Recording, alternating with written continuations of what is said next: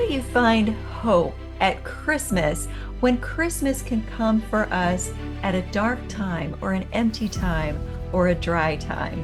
That's what we're going to be discussing on Flourish-Meant today. I'm your host, Tina Yeager. Flourish-Meant is sponsored by Access More. Today, I have the privilege of welcoming back Grace Fox, who is a popular Bible teacher and the author of 13 books, including brand new Fresh Hope for Today, Devotions for Joy on the Journey. And speaking of journeys, she lives on a sailboat in Vancouver, British Columbia. Welcome back, Grace. It's always a delight to chat with you.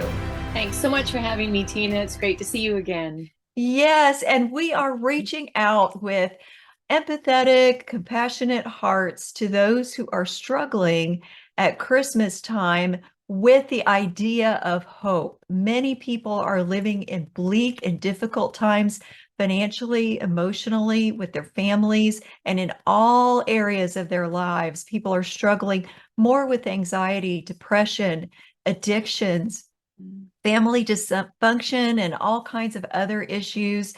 How do we find hope during a season that's supposed to be so cheerful? Do you think that sometimes it's hardest at Christmas for people to see what is supposed to be the meaning of Christmas? I think so, Tina. I really believe that's true because at Christmas, when everything is supposed to be happy and bright and merry and glad, we may have just lost a loved one, or we may have lost our home, or our finances have just taken a severe downturn and we can't afford the presents. And then we feel the pressure to buy and to give to people who are maybe giving to us. And so you combine loss and grief and frustration or disappointment. You put all those things together, and Christmas can be a very tough time. It can. And have you ever experienced that at Christmas time or another time in your life where you Mm. struggled to find hope? Yeah, I can think of two in particular.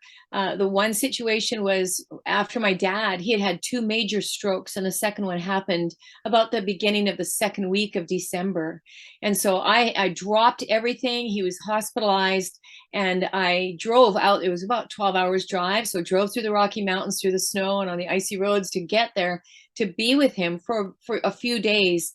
And then I had to turn around and drive home because I had children at home yet too, and I needed to be there for them. But that Christmas, thinking of my dad in a hospital bed, suffering after his second stroke, and now he was paralyzed on half of his body, knowing that my mom's future was now way up in the air. What would their future look like, and how would he recover?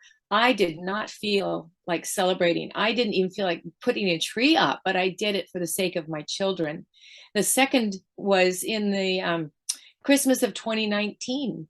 And I went for a walk with my husband. Our youngest daughter and her husband and their baby were there with us. And so we went for a walk, um, just waiting for the dinner to cook.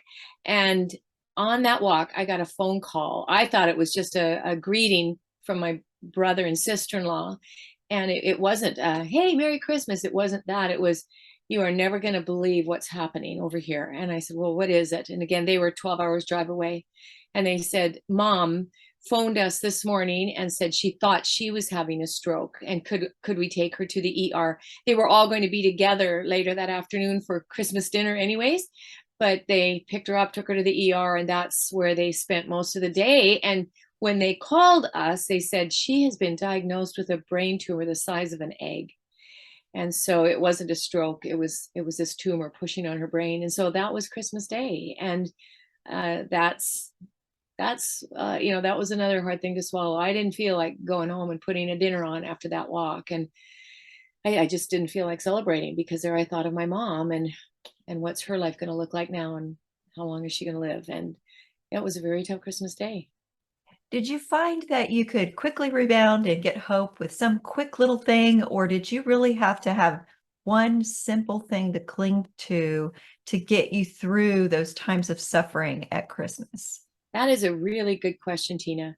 I personally don't think there are any little quick answers to rebound and get that feeling of celebration back. I That's my personal feeling because of what I've walked through.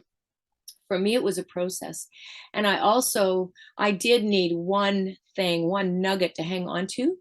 And that nugget that I clung to was from Isaiah 7:14, where it says his name will be called Immanuel, God with us. And I hung on to that. Okay, Immanuel, God with us. God is with us in the midst of this. He knows my pain. He knows my hurt. He knows my anxious thoughts as I think about, first it was dad and mom, and then it was mom and the rest of our family. And how are we going to walk through this? God with us. And that's what got me through. And people forget that the story of Christmas isn't about how you're supposed to be perfect. You're supposed to be smiling. You're supposed to be happy. It's not about the supposed to be's. It's about God is with you where you are, isn't it?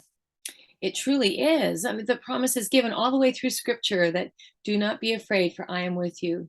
Do not be dismayed, for I am your God. And those kinds of promises, but the promises he gave to Moses, he gave to Joshua, he gave to so many, to Abraham, to all these people, I am with you. And that promise is still ours today. And so when Jesus came and his name was Immanuel, God with us, God Almighty came down to earth in the form of man. I went to a missions conference called Urbana way back when I was just graduated from Bible college. And I always remember how they talked then about God moving into our neighborhood, God taking on the form of a human and moving into our neighborhood to live among us. And I love that expression or that visual of God in flesh moving in with us so that he could walk with us through life. And so when we're going through those hard times at Christmas, when everybody around us seems to be rejoicing and having a party and we don't feel like partying on the inside, we can still be comforted. That's the word I'm looking for. Find comfort in the fact that God is with us. He moved Yeah. into our neighborhood. He moved into our neighborhood in the darkest possible time as well. People forget as well that the original Christmas story doesn't take place in the upper class neighborhood. It doesn't take place where everybody's got all their finances together. It takes place among the poorest of the poor that didn't even have any place to stay other than the barn. They were That's stuck in a cave. They were made to put their baby into a feeding trough. They had rags to wrap their kid in. There was not this everything's all perfect Norman Rockwell Christmas during the first Christmas. This was dark times, and it was immediately followed by death, genocide of all the babies. I mean, the worst possible kind of murderous death that you can imagine happened right around the arrival of Immanuel. This is what Jesus came into. He came among us during the depths of darkness and evil and suffering and pain and loss. That's right. And that message is for everyone. That message of hope is for everyone. God is with us. And I think about Mary and Joseph. I think about how they traveled to get to where they were, to Bethlehem. And yes, they were poor. And yes, they had nothing to their name, really.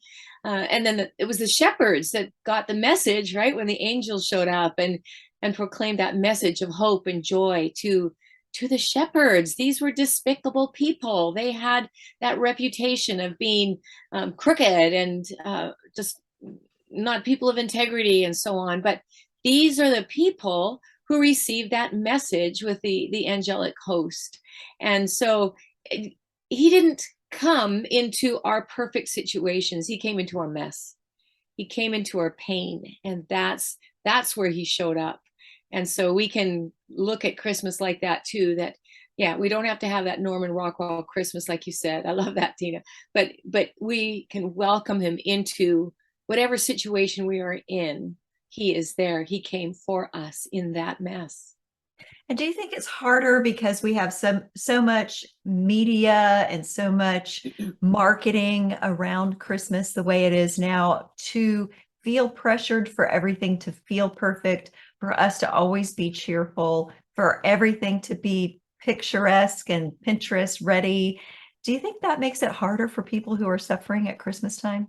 Absolutely, because we feel that pressure to to measure up. That's the word, to measure up. But then when we don't, we feel like we're not good enough. And then we go into that kind of thinking that says we're failures and I can't get anything right. I can't even do Christmas right. But that is not what Christmas is about. And the pressure, oh, I wish it would just go away, but it's there and we have to figure out how we're going to walk through that as well. But if wouldn't it be nice if we could just say, forget the pressure, forget the commercialism, and just focus solely on the true meaning of Christmas, and that is Jesus Christ. But one other thing, Tina, that I've thought of over the years as I've thought about Christmas is how we tend to have Jesus. We picture him on Christmas cards or on the nativity scenes. He's always the baby in the manger. And I think it's helpful to also remember that, yes, he came as that baby who laid in the manger, who was helpless, God, helpless, the helpless baby who couldn't do a thing for himself, dependent on his mother and his father. But he also is the King of Kings and the Lord of Lords. And to worship him as such in the middle of Christmas like that. And so when we're feeling like life has sort of kicked us to the curb or kicked us in the head, to remember that this Jesus, who is our focus at Christmas, is the King of Kings. He is sovereign over every detail of our lives. And he is the one who is our refuge and our strength and our safe place when we don't feel very safe. I love that picture of him being our safe place. He knows what it's like for feeling helpless. He knows what that feels like because he made himself human. So that was the reason he came in the form that he did. So we can understand that he knows what it's like to be betrayed, to be beaten down, to suffer, to hurt, to experience loss and death, to know what it is to really grieve. Many people think that he lost his earthly father figure, Joseph, before he ended his life on earth. And that's why Mary was the only one seen during the crucifixion time. So we don't hear much about Joseph later on in his life.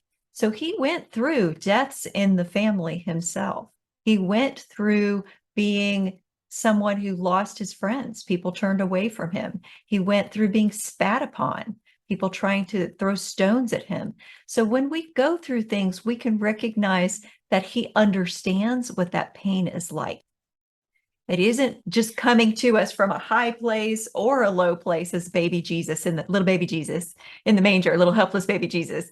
But he also is someone who is compassionate and has empathy for us. And he has been there too.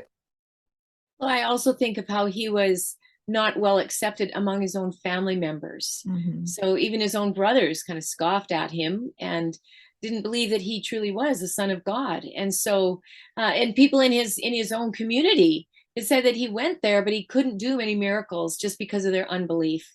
And so I'm thinking in our situation too, Christmas is often portrayed as the time for families to get together. But when there's rift in family relationships, there's tensions. And for whatever reason, just sometimes it's just flat out misunderstandings that haven't been resolved well. Or maybe there are mental health issues going on in families that make it very difficult to have normal, healthy relationships. It may be because there's divorce, broken families like that, and it's just awkward sometimes to get together and to try to bridge those gaps. So families are not perfect, and at Christmas we see these pictures and images or movies where families are portrayed as sitting around the tree and opening the presents in the morning, and everything is all good and well, and they're sipping their hot chocolate, and it's all good. But that's just not the way families often are in real life. But to know that he gets that too, because he came from a family where there were tensions. That is such a good point. And a lot of people are going through that right now where they're struggling with disillusionment, dysfunction, or completely being cut off from family members. I'm hearing a lot of grandparents say they're completely cut off from their grandkids, or siblings that are completely cut off from one another, parents cut off from their children, all kinds of things like that going on. And if you are experiencing that, knowing that you're not as alone as you feel can make a huge difference. That's absolutely true.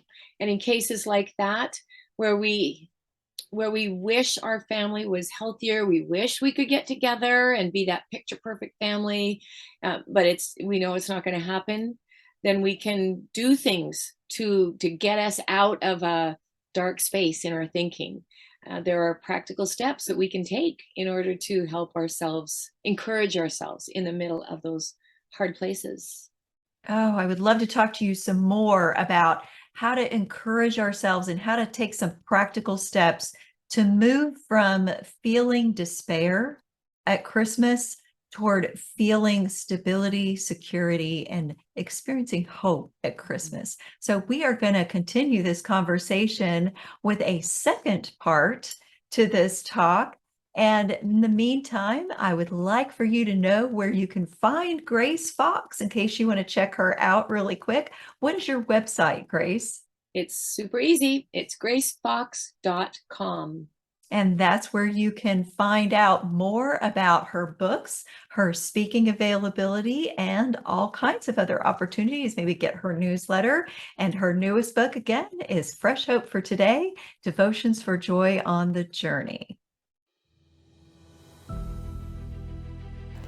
Flourish-Meant is part of the Spark Media Network and can be found on the Edify app.